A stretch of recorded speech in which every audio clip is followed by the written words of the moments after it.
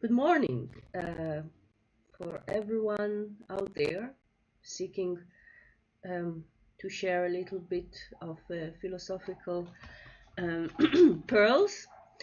Um, Sorry for not being on for about 2 weeks because I was away. I was in a conference. Then I'm also a mother, as you can see also from behind me. Also a housewife, so many things stood in my way towards philosophy, and yeah, I think this makes a part of what we are going to discuss today. I want to talk about gravity, um, and I take this idea of gravity from a woman philosopher, perhaps perhaps one of the few real women philosophers that are to be found in the history of philosophy.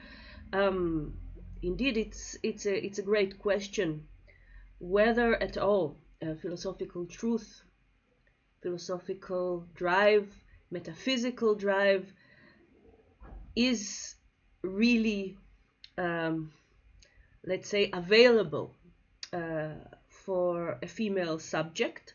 I know what I'm doing, what I'm saying is not especially feminist, but I really think there is a complexity of doing philosophy as a woman. Um, well, it's quite obvious that as many of the important vocations in this world, our image of what does it mean to be a philosopher is really bound with a certain kind of an understanding of masculinity.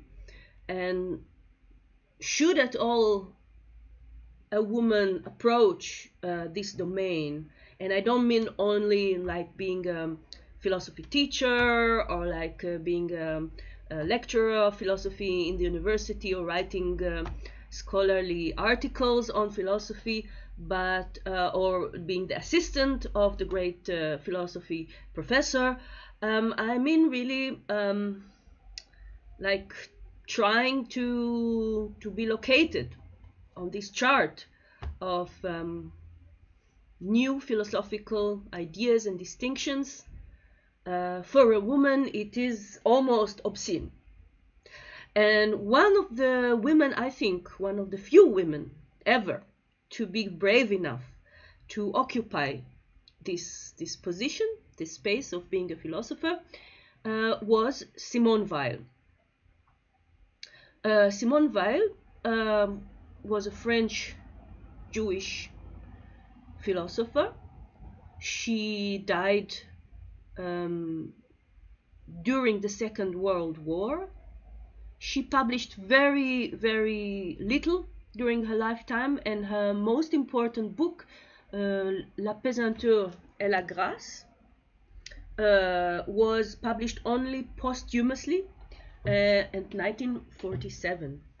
Nevertheless, I think it's also important to say that she died not very happy death, and not very she in a way she got pneumonia, but she was also starving herself to death.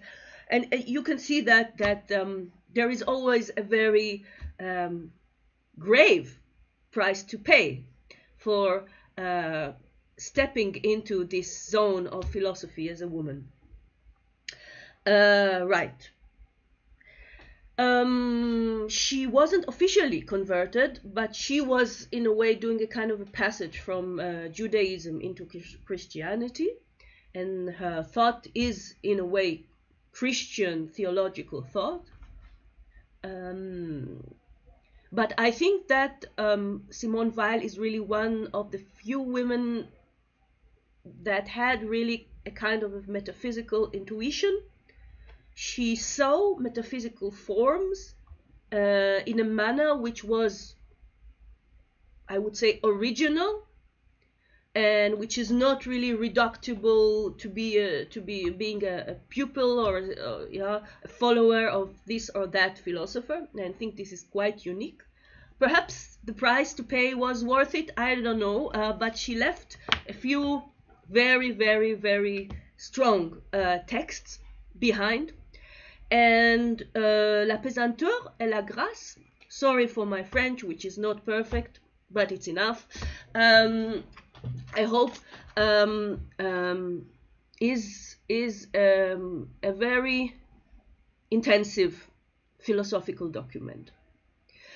And in a way, what I would like to develop in the coming minutes is her, let's say, distinction between pesanteur and grace. That is to say, pesanteur is gravity, weight.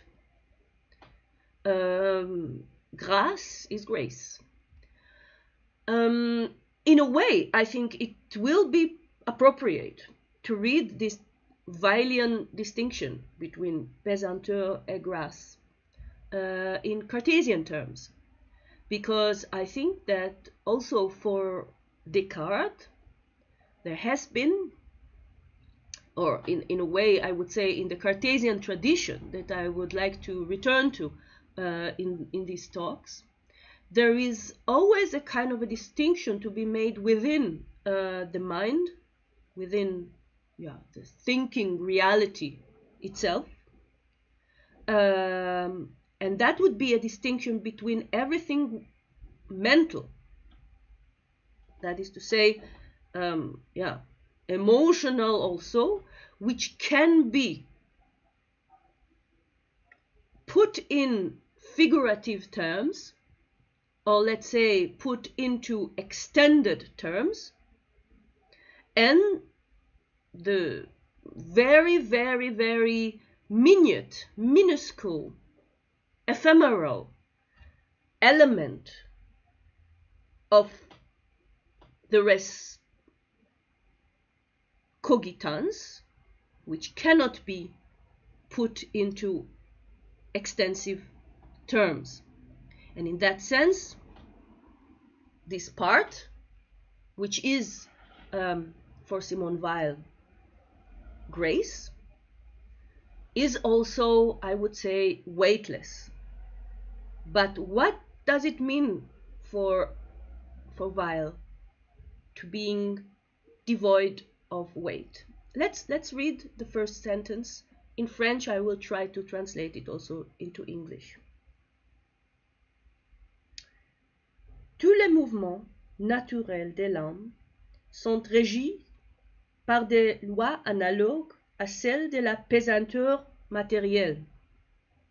La grâce seule fait exception. Let us translate this. All the natural movements of the soul are being governed by laws which are analog to those of material gravity. Only grace is an exception, or makes an exception. So there are movements in the soul, and these movements are natural, says Weil. Let us perhaps make a little reference to Descartes, Les Passions de l'âme, his last text, his last book, published in French in the middle of the 17th century. And in this book we have actually a very good description of what I think Simone Weil described or mentions as mouvement naturel de l'âme. So the natural movements of the soul. These natural movements are, for example, governed by cause and effects. These natural movements are, in perhaps a little later terms, we can say that these movements are also dialectical, in that sense that there is always like a kind of a pendulum moving from that radical state to another radical state. So there is a kind of perpetual mechanics of the soul, which can be understood as natural. This mechanics can be also translated into figurative schemes, that is to say, extended or geometrical understanding. And in this sense, whatever has extension should be, also in Cartesian terms, be understood as belonging to the res extensa. All this, says Weil, and also says Descartes, a few good centuries before her, all this is actually a kind of a natural psychology. Therefore, we do need the mechanics and the causality of natural psychology. On the other hand, we have also another element, which is the element of grace. And this is, I think, the element that Simone Weil want to point to, and in a way, perhaps also Descartes. But we have to think about it still. Right. But the thing is, if we thought that it is just a kind of a very, very simple dualism in which, you know, one side is like matter and the other side is mind or soul or spiritual, no. Because Simone Weil is clever than that. She actually says that grace is gravity in the second degree. I think this is brilliant. I think that this is really something very peculiar in the history of philosophy. That is to say, and naturally that this has also extremely important and radical theological consequences. What this means is that one has to be willing to go into gravity, to put gravity, to amplify gravity within and through its own forces. One has to go as deep as is necessary in order to find in the darkness, down below, grace. So if we want to, in a way, be weightless, we have to have weight without end. Is that a kind of a debasement? We can perhaps, in Freudian terms, connect that with like a Freudian masochist femininity. Perhaps this is something that no male philosopher could really point to, and we needed to wait to Simone Weil to point to this interesting opportunity to win the weightlessness through the body. Only through the body, only through work, and this is why for Simone Weil work is also so important, almost labor, I would say. Perhaps that would be also the theme of the next video.